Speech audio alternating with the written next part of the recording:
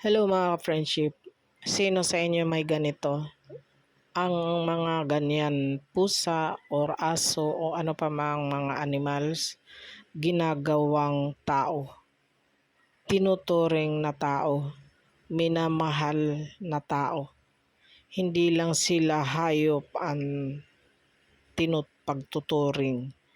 Talagang inaalagaan at pinararamdam ang pagmamahal bilang isang hayop na nagiging tao ang pakikitungo. Sino sa inyo ang mapagmahal sa hayop? Sino sa inyo ang nagbibigay ng atensyon sa hayop? Sino sa inyo ang may puso para sa hayop?